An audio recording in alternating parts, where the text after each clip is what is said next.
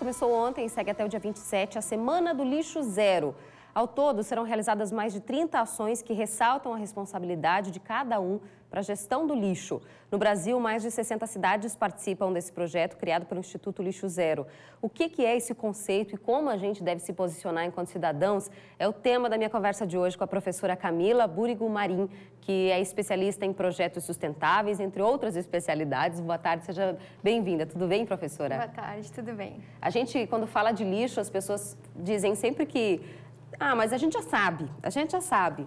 Só que a gente já sabe e a gente continua cometendo os mesmos erros no que diz respeito à gestão do nosso lixo, né? A gente ter consciência, a gente ter essa inquietude em querer gerenciar o nosso lixo de uma maneira responsável, não é verdade? A gente já sabe, mas e por que a gente não faz, né? Eu acho que essa é a questão. Mas aí eu me pergunto, sabe realmente? Eu acho que as pessoas têm mania de ficar culpando o outro, querendo que tudo venha de cima, que o governo faça, e esquecem que podem fazer grandes transformações e que devem assumir suas responsabilidades. Porque o lixo é uma responsabilidade de todos nós. E cada um produz o seu lixo, né? Quer dizer, eu acho que as pessoas têm a falsa sensação de que uma vez que você fecha a sacolinha e coloca no ambiente lá no seu prédio, na sua casa que você costuma descartar o lixo, dali em diante não é mais sua responsabilidade. E não é bem assim, né? Não é nada assim, né? A gente tem que pensar primeiro de tudo que do ponto de vista do planeta não existe fora. Então esse jogar fora, não existe fora, né? Estamos todos no mesmo barco. Então tanto nós como nossos resíduos, o nosso lixo está no mesmo lugar, né? Então é nossa responsabilidade também onde ele vai parar. E cada vez que a gente descarta de forma incorreta, não faz a separação dos resíduos, a gente está inviabilizando várias porções de terra, ajudando a poluição, ajudando a exaurir os recursos naturais que a gente utiliza para a produção desse material que virou lixo também. Então, a gente quer trazer um novo conceito, que é justamente não tornar aquilo que a gente utiliza lixo, mas sim dar um novo uso a ele. Essa é a ideia do lixo zero? Exatamente, essa é a ideia. Primeiro, a gente rever os nossos hábitos, né, o nosso comportamento em relação ao nosso consumo, se a gente precisa realmente consumir tanto, se a gente precisa trocar tanto de material, né? Ok, se eu preciso consumir aquilo, se eu necessito daquilo, então por que não escolher produtos que eu possa reutilizar ou que eu possa destinar à reciclagem, por exemplo? Professora, ao longo dos últimos anos, a gente vê que esse tema tem sido discutido de uma forma mais intensa, que as pessoas estão despertando para isso, né? Embora ainda seja pouco diante do todo, a gente sabe que não existe fora quando a gente fala do planeta, mas as pessoas estão despertando, né? O que a gente já consegue ver que as pessoas estão mudando nesse gerenciamento do próprio lixo? Eu vou dar um exemplo bem simples, que agora está na moda, né? Que é a questão do canudinho.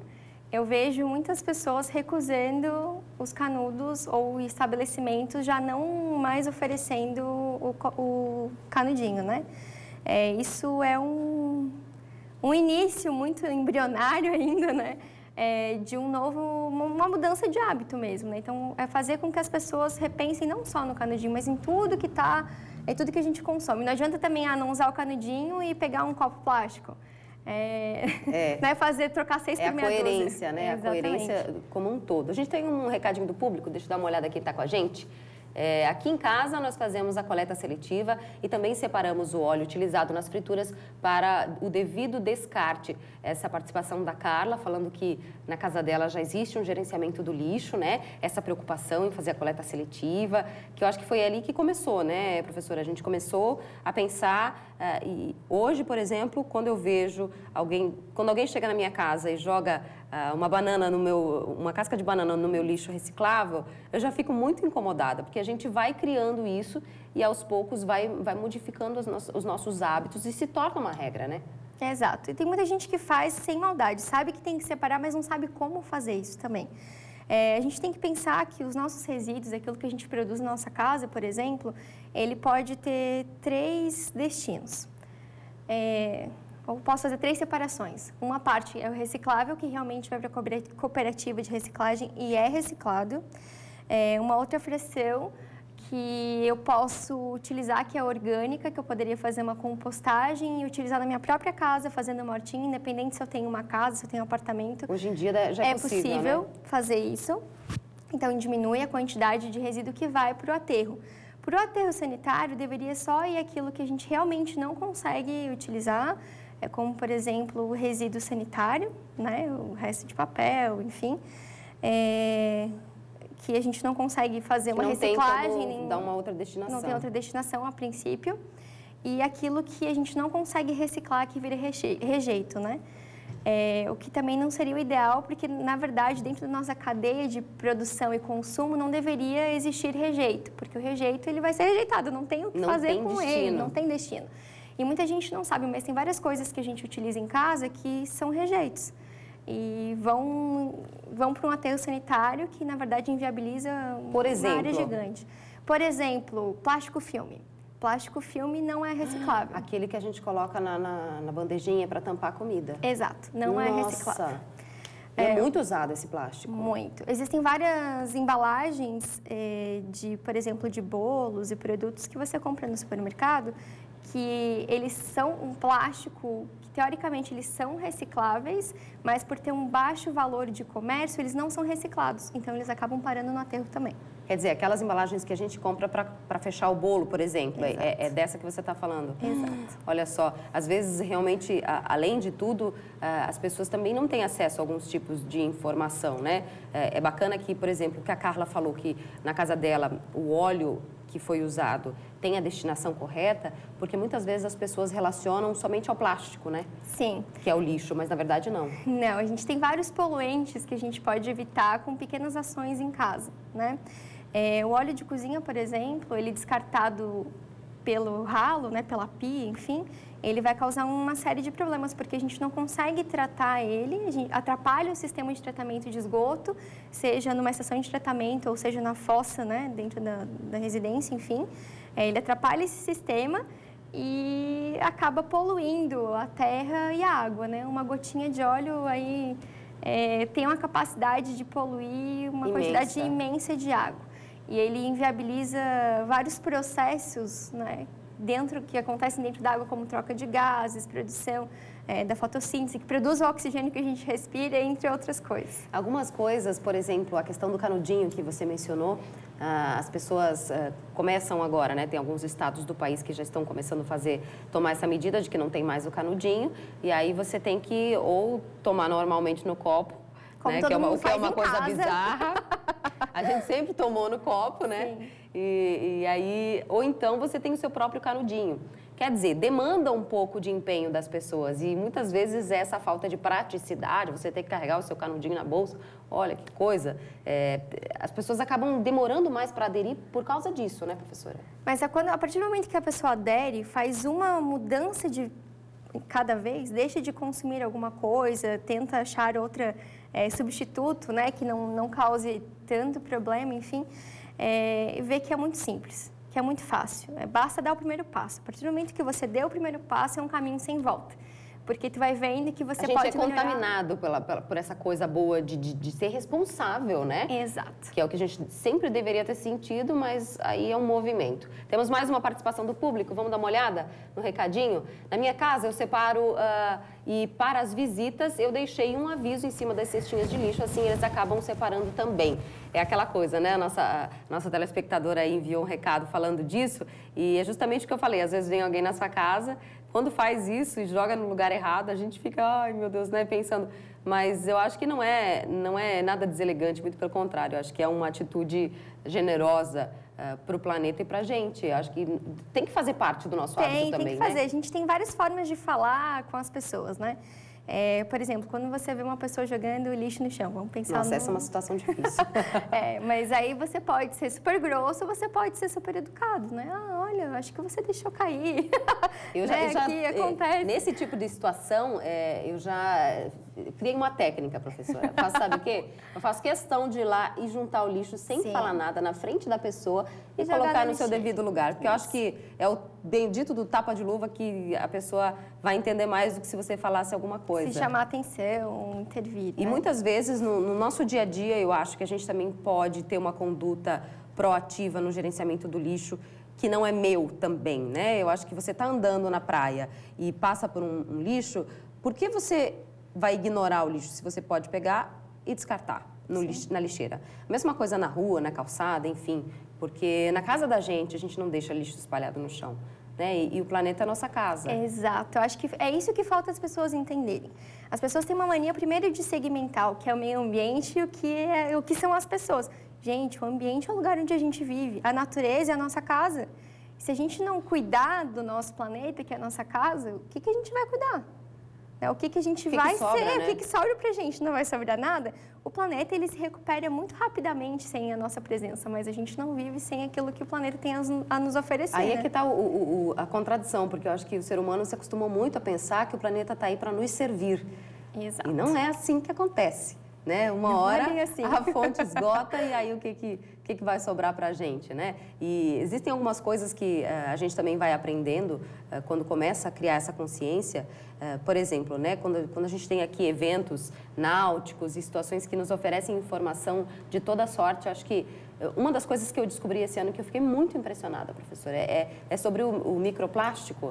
E que, sabe aquele creme ou aquele esfoliante que a gente gosta de passar no chuveiro e aí ele vai todo pelo ralo abaixo, vai embora. Não vai embora. Aquilo lá é microplástico. É microplástico. E também vários cremes dentais, né? Tem Olha que loucura, gente. Esfoliante aí que é microplástico. Tem que pensar que, agora falando do plástico em específico também, ele não é um problema único, não é só o plástico. Ele ainda no meio ele faz uma série de ligações, ele se relaciona com outros poluentes, o que acaba magnificando o poder de poluição dele.